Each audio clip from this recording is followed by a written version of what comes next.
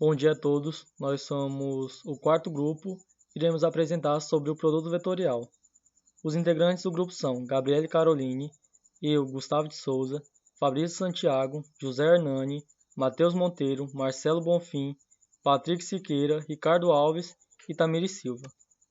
O índice ele é composto pela definição, no slide 3, seguido por como calcular um produto vetorial, no slide 5, depois, características do vetor gerado por um produto vetorial, no slide 8. E, por último, a aplicação do produto vetorial, no slide 15. Eu vou falar sobre a definição. Diferentemente do produto escalar, onde o resultado é um número, aqui no produto vetorial o resultado será um novo vetor. Como assim? Vamos supor que nós temos dois vetores qualquer. Aqui eu vou utilizar um exemplo usando o vetor u e o vetor v, porém pode ser qualquer vetor. Como vocês estão vendo aqui na imagem, nós vamos ter dois vetores. Aqui nós temos o vetor u e o vetor v partindo do mesmo ponto de origem. Esses dois vetores irão gerar um produto vetorial, ou seja, eles irão gerar um novo vetor. Vocês estão vendo aqui na imagem. Esse aqui é o novo vetor gerado. E como que é a notação do produto vetorial? Bom, a principal notação utilizada é esse x aqui. E temos também essa outra menos utilizada aqui, que é esse Vzinho de cabeça para baixo. E é lido da seguinte forma: U vetorial V, e da mesma maneira para o Vzinho de cabeça para baixo, U vetorial V. Nós temos algumas observações importantes para se fazer no produto vetorial. A primeira delas é que os vetores eles sempre devem estar no plano R3, ou seja, eles sempre vão possuir 3 coordenadas. E a segunda delas é que o vetor gerado ele é perpendicular em relação aos dois vetores. Como assim? Vamos ver aqui na imagem.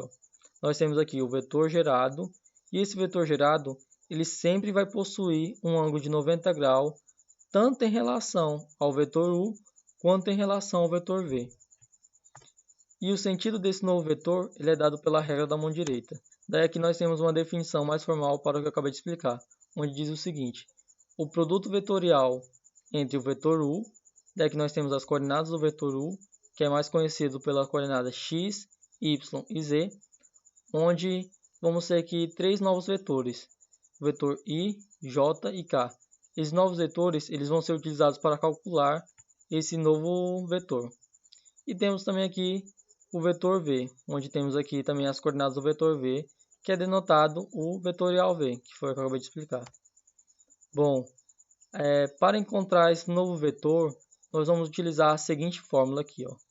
Essa fórmula ela é meio complicada de se aprender, porém nós temos aqui uma mais fácil de ser lembrada, que é dado pelo determinante, onde diz o seguinte: o vetorial v é igual a, aqui nós temos uma matriz, que é uma matriz 3 por 3, onde na primeira linha nós vamos ter o vetor ijk,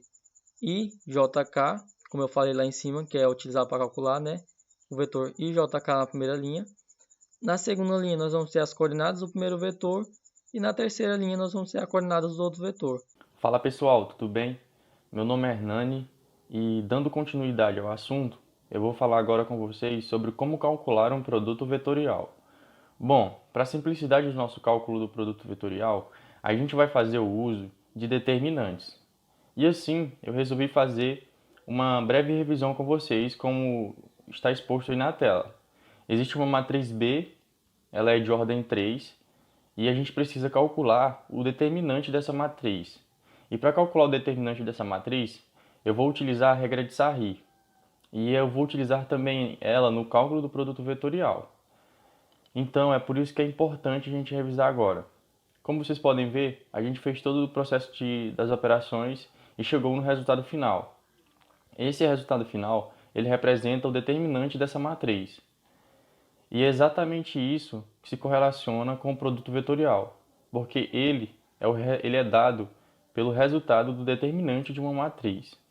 Depois de entender o conceito básico do uso de determinantes, agora a gente vai montar um determinante para calcular o produto vetorial.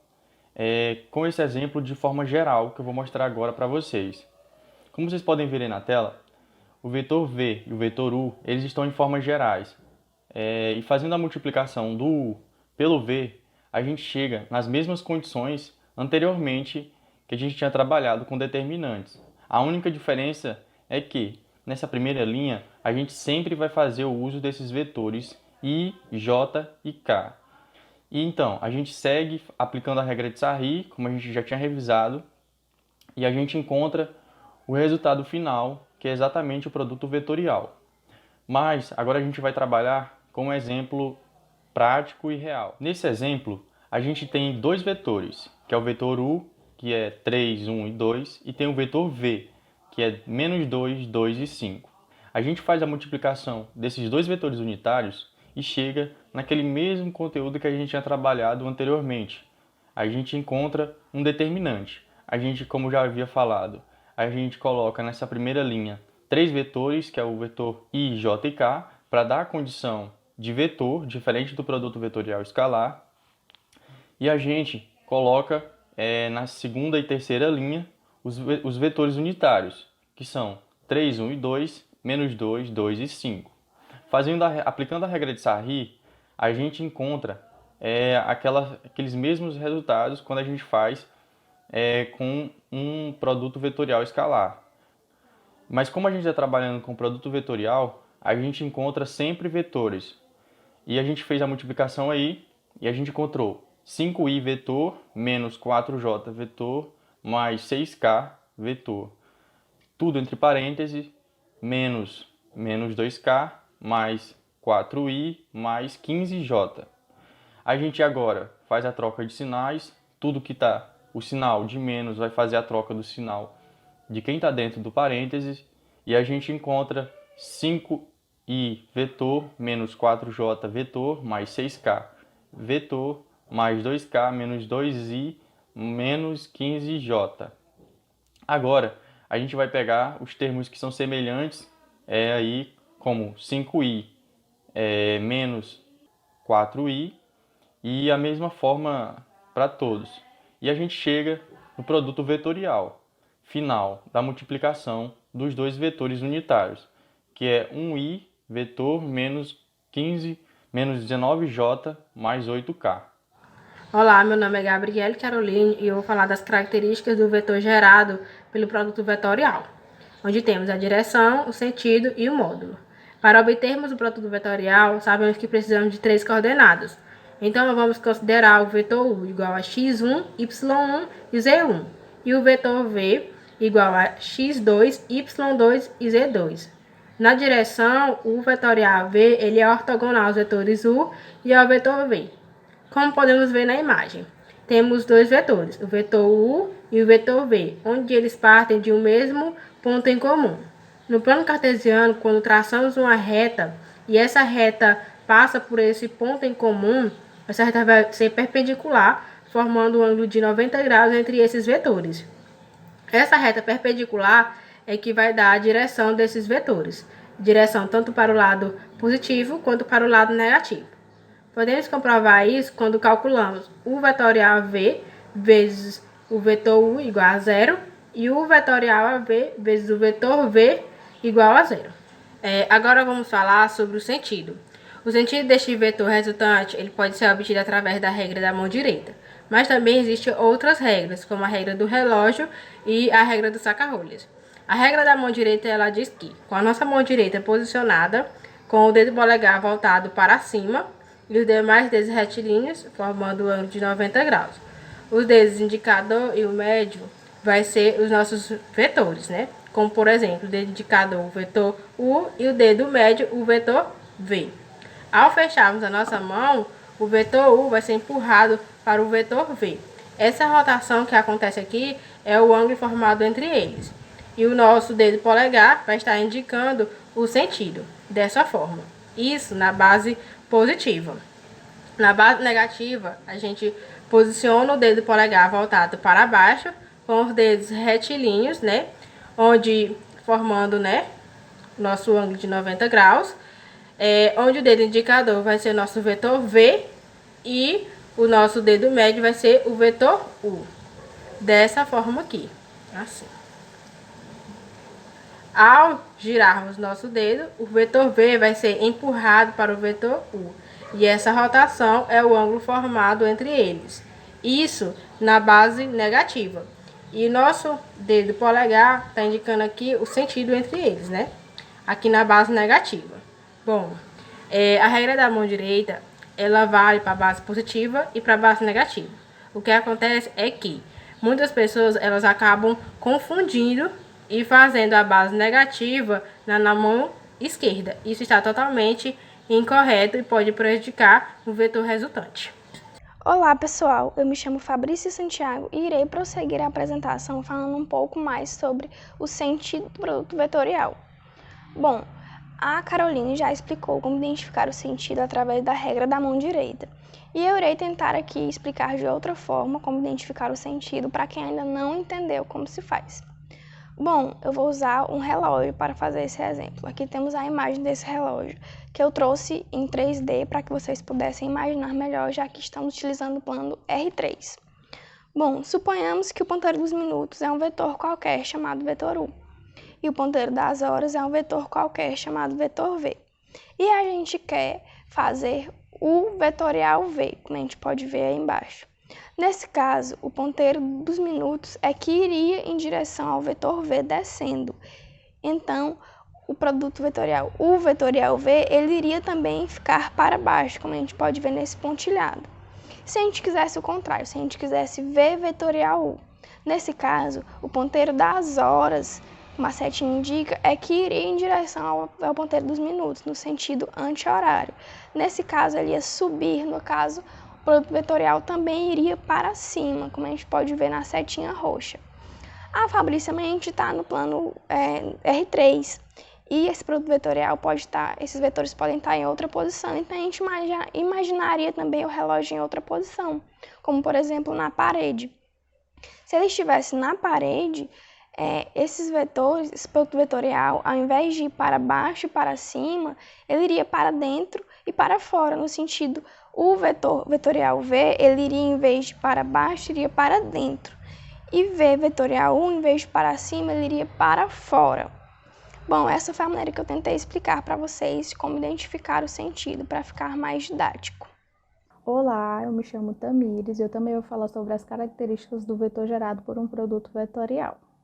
Eu vou falar sobre o módulo. O módulo, como a gente já sabe, ele é o comprimento de um vetor. E para se achar o módulo em um produto vetorial, que vai equivaler à área do paralelograma formado por dois vetores, a gente vai precisar formar um paralelograma, como está na imagem. A partir disso, ele fecha um triângulo retângulo para se encontrar a altura desse paralelograma. E a altura nesse da imagem, né, vai se dar ao módulo de U seno de θ, e a base vai ser o vetor V. E nisso a gente vai ver que vai ser o vetor U e o vetor V, e o seno de θ vai se dar a toda a área desse paralelograma, que a partir disso a gente pode usar algumas regras, até mesmo da trigonometria, para se calcular a área desse paralelograma, que vai ser igual ao tamanho do módulo, que vai ser desses dois vetores U e V, ou do vetor gerado na imagem. Bom dia, eu sou o Patrick. Agora eu vou estar trazendo um exemplo de como calcular o módulo, né? Então, como que você faz para calcular o módulo? O primeiro passo é você saber o produto vetorial, né? Como a Hernani já explicou e deu um exemplo de como que se faz isso, eu vou estar utilizando o mesmo exemplo que ele utilizou, né? Para ficar bem mais explicativo para vocês. Ele pegou os vetores quaisquer U e V, e o resultado deu igual a 1i menos 19j mais 8k, né? Então, agora como que você faz para calcular o módulo? Você vai pegar o módulo de u vezes v é igual a raiz de 1 ao quadrado mais menos 19 ao quadrado mais 8 ao quadrado. Então, o módulo de u vezes v é igual a raiz de 1 ao quadrado, 1, mais menos 19 ao quadrado, 361, mais 8 ao quadrado, que é 64. O módulo de U vezes V é igual a 1 mais 362, ou 361 é 362, mais 64, que é igual a 426. O módulo de U vezes V é igual a raiz quadrada de 426. Como 426 não tem raiz exata, você pode deixar assim mesmo. Há também algumas propriedades que ajudam e auxiliam nos cálculos de vetores do produto vetorial, como o produto vetorial entre A e B é igual a menos o produto vetorial entre B e A. Ou seja, nesse produto vetorial, a ordem dos fatores faz a diferença pelo fato de que eles vão ter sentidos opostos. Também o produto vetorial KB vai ser igual ao vetor A vetorial de KB. Há também a soma dos produtos vetorial A mais B vai ser vetorial de C, vai ser igual à distributiva desse vetor, que vai ficar vetorial AC mais a soma do vetorial BC. E também tem outras propriedades, além dessas, que auxiliam. E agora o Matheus vai dar um exemplo em um desenho mais real de como funciona essas propriedades. Olá, bom dia. Meu nome é Matheus Monteiro e dando continuidade aqui ao assunto, trouxe aqui um exemplo clássico de propriedade do produto vetorial, onde escolhi o produto de dois vetores quaisquer, cujos estão sendo representados aqui por U vetorial V, cujos vetores eles partem do mesmo ponto e possuem o mesmo módulo e a mesma direção, porém sentidos opostos, como podemos ver aí representados aí nesta animação. Vejam que ao reverter a ordem à operação, irá alterar o seu vetor resultante, que é esse daí que está sendo destacado em amarelo. Quando o vetor resultante for V vetorial U, o seu sentido estará sendo deslocado para cima. Já quando o seu vetor resultante for U vetorial V, o seu sentido estará sendo deslocado para baixo. Portanto, o produto U vetorial V ele será diferente de V vetorial U. O produto U vetorial V será igual ao produto menos V vetorial U. Como já foi dito de antemão pelos colegas, que ao trabalharmos com produtos vetoriais, devemos saber que o produto vetorial ele não se adequa à regra comutativa. Isso porque o produto vetorial ele é anticomutativo. Espero que tenha me entendido e dando sequência aí o colega Marcelo. Olá, bom dia a todos. Meu nome é Marcelo Bonfim e juntamente com meu colega Ricardo Alves falaremos sobre o tema aplicação do produto vetorial na agronomia. Nós subdividimos esse tópico em dois subtópicos, ou seja, será definição de torque, o que é torque e como ele é usado na agronomia, né? No caso, nós utilizamos o exemplo de um pivô central agrícola. Bom, o que é torque? Torque é a tendência que uma força tem de rotacionar determinado objeto, ou seja, quando você quer retirar o pneu de um carro porque está furado, você precisa retirar os parafusos, por exemplo. E para retirar esse parafuso, você usa uma chave, vai aplicar determinada força nessa chave, e essa chave vai exercer um torque nesse parafuso, o que vai fazer com que o parafuso saia. Essa aqui é a equação do torque, né? É a definição dele, a definição matemática dele, que é tal, essa letra grega que se chama tal, é igual a R vetorial F, onde R é o raio de rotação, ou seja, a distância do eixo de rotação até a extremidade do objeto. No caso, seria um pivô agrícola, no nosso exemplo. E F representa a força. São dois vetores nesse caso aqui. Por isso o produto vetorial. Aqui embaixo temos a notação matricial, a definição de torque. Ou seja, aqui temos as coordenadas de um determinado vetor nulo. Na segunda linha, aqui em x, y, z, seriam as coordenadas do vetor R. E na terceira linha, seriam as coordenadas do vetor F. Desse jeito, temos uma notação matricial do que é torque. Bom, isso é tudo. E vou deixar a palavra com o meu colega Ricardo Alves. Bom dia a todos. Olá, me chamo Ricardo Alves e eu irei falar um pouco sobre a aplicação do produto vetorial na agricultura, na agronomia no caso, e onde é que ele pode ser aplicado, né, na agronomia. Bom, ele pode ser aplicado nos pivôs centrais de irrigação, que eles trabalham com este conceito físico e algébrico, né? No caso da física seria o torque, né? E no caso da álgebra seria o produto vetorial. Bom, aqui a gente tem um desenho técnico de um pivô, né, um desenho para simbolizar um pivô. Ao centro nós temos o seu eixo Z, né, a sua torre do ponto, que é ali onde vai ser aplicado o torque. Aqui na lateral a gente tem um segmento, né, outro segmento, no caso outro vetor, que seria a tubulação estrutural, representada pela letra R, né, que é onde estão as suas torres de movimentação. E é nessas torres de movimentação que é aplicada a força, né, no sentido do caminhamento do pivô. Certo, mas como é que a gente aplica de fato o conceito do torque ou do produto vetorial na operação destes pivôs? Bom, o pivô ele utiliza essa técnica aqui, no caso a equação do torque, né? O torque ele vai acabar sendo igual ao produto vetorial da tubulação estrutural, da posição da torre de movimento na tubulação estrutural, com a força, né, com a força dessas torres de movimento e onde elas estão na tubulação estrutural, né, que no caso seria R seria as posições e o F, no caso a força, seria a força aplicada nessas diferentes posições, nessas diferentes torres de movimentação do nosso pivô central. Essas aqui foram as referências utilizadas para a elaboração deste seminário. E, bom, muito obrigado a todos por terem assistido e terem prestado atenção até o final. É isso, muito obrigado, tenham um bom dia a todos e um bom proveito das apresentações.